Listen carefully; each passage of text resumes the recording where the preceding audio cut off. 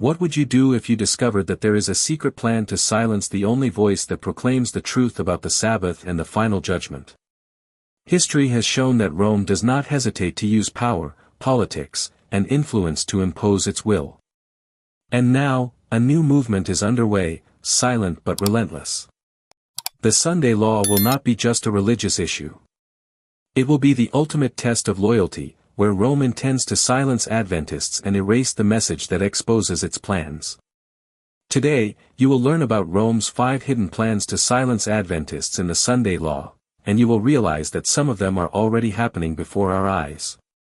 History does not lie, and Rome does not change either. During the Middle Ages, millions were persecuted simply because they refused to bow to religious impositions.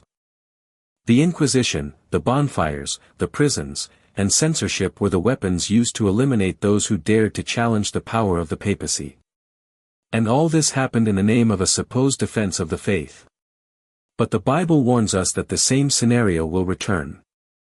The book of Revelation, in chapter 13, describes a religious authority that would receive power over every tribe, people, language, and nation, the same force that dominated the world in the past and will return to act with intensity in the end times.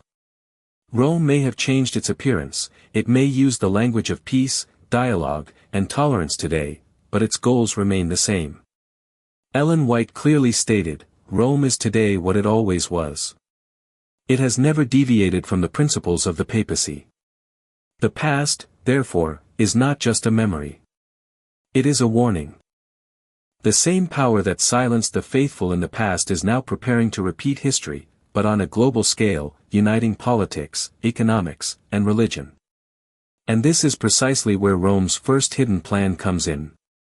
First plan, controlling the narrative. Before persecution becomes overt, public opinion must be shaped. Rome knows it cannot silence Adventists overnight, it would be too scandalous. The first step, therefore, is to control the narrative. This means using media, politics, and culture to change the way the world views those who defend the Sabbath. The strategy is simple, label the faithful as extremists. Those who insist on keeping the Sabbath will be seen as religious fanatics, enemies of progress, and even as a threat to social peace. This method has been used in the past. During the Middle Ages, those who questioned Rome were called dangerous heretics, guilty of disorder and rebellion against the established order. And the result was always the same, relentless persecution. Today, the difference is that manipulation happens on a much larger scale. Digital platforms, social networks, and major media outlets are used to impose a single narrative. Anything that does not fit into this discourse is silenced, censored, or distorted. And when the image of Adventists is completely tarnished, most will believe that they are indeed guilty. Few will realize that this is a prophetic plan already announced in Revelation 13. This is the first step in preparing the ground, turning God's people into villains before the world. And so, Rome will have a clear path to move forward with its second plan, alliance with political powers. Rome has always known that in order to impose its will, it needs the arm of civil power. In the past, it was like this: popes crowned kings, dictated laws, and, with the force of the state, persecuted all who dared to resist. The book of Revelation 17 describes this reality in clear symbols: the woman riding the beast. The woman represents the religious system, and the beast represents political power. Together, they form a dangerous union that has always resulted in persecution. Today, this same strategy is being reactivated before our eyes. The ecumenical discourse, presented as a path to peace and global unity, is in fact the preparation for an alliance between Rome and the governments of the world. It is no coincidence that political leaders from different nations seek advice from the Vatican, nor that major global conferences include the active presence of the papacy. Each meeting, each treaty signed, each ecumenical rapprochement is another step toward consolidating this prophetic union. And when the Sunday law is proposed, it will not come only as a religious idea. It will come as a legal requirement, supported by rulers and authorities who will see it as a way to resolve social, environmental, and economic crises. This second plan guarantees Rome what it has always wanted: world power, political legitimacy, and the force of law to impose its agenda. But this will not be the last card played. Because once the alliance with civil powers is established, the third hidden plan emerges, to use the economy as a weapon against God's people. The third plan, economic pressure. Once public opinion has been manipulated and political alliances have been secured, Rome will use one of the most powerful weapons ever predicted in prophecy, control of the economy. Revelation 13 verse 17 had already warned, so that no one can buy or sell unless he has the mark. This is not just a metaphor, it is a clear prophecy about how believers would be pressured in the end times. The plan is simple and devastating. Those who do not accept the Sunday law will be excluded from the financial system. They will not have access to purchases, sales, bank accounts, or even jobs. They will be considered dangerous citizens, incapable of participating in normal society. And looking at the current scenario, we see how this is already becoming possible. Today, with the digitization of the economy, all it takes is a blocked account, a cancelled card, an exclusion from the system, and the person loses the right to exist economically. This plan does not require explicit violence. Just cut off resources, and many will be forced to give in for fear of hunger, poverty, or social exclusion.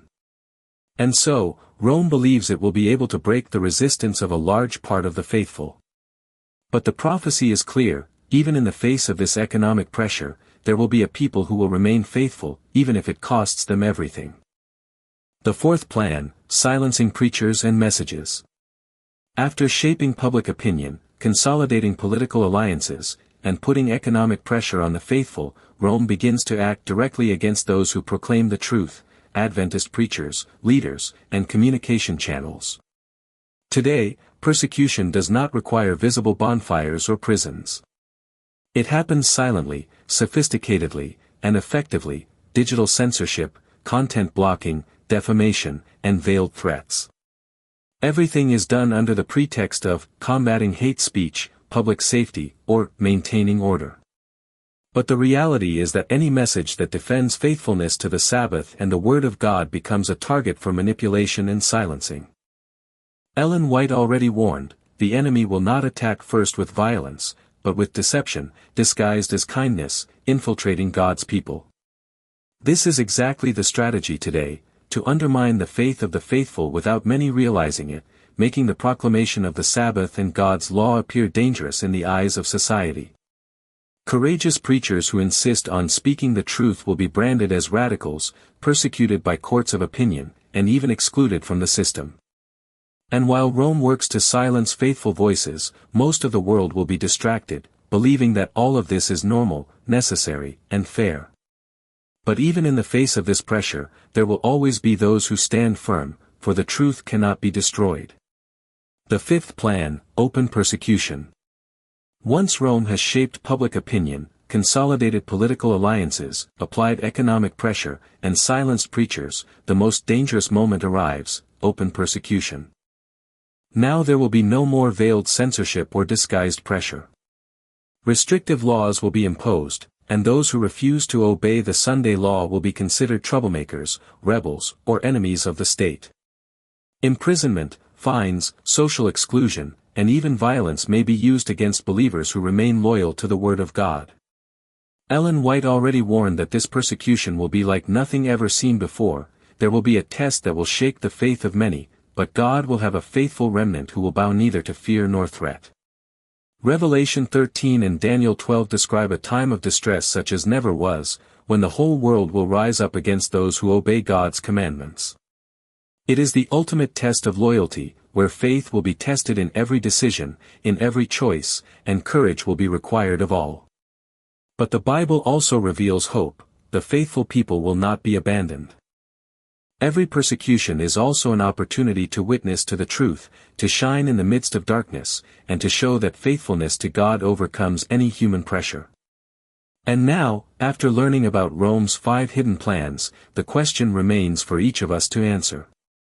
Are you prepared to stand firm when the whole world rises up against God's commandments? Despite all of Rome's hidden plans, from manipulating public opinion, political alliances, and economic pressure to silencing preachers and open persecution, God remains in control. Revelation 14 reveals the 144,000 who remain faithful, even when the whole world rises up against the truth.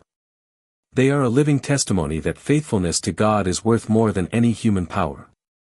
Ellen White also reminds us, even when the powers of evil seem to triumph, the Lord protects those who trust in Him and stand firm in the truth. Therefore, it is not just a matter of warning about human plans.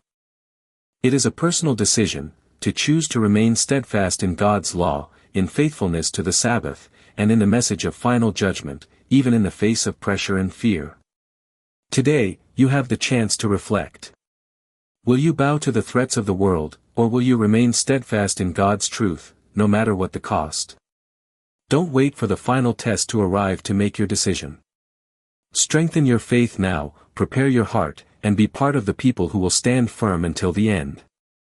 If you felt the weight of this message, do your part, like the video, subscribe to the channel, comment with your opinion, and share it with those who need to hear this truth. Every action is a step toward strengthening the faithful remnant. Remember, prophecy is happening before our eyes, and each person's faithfulness will make all the difference.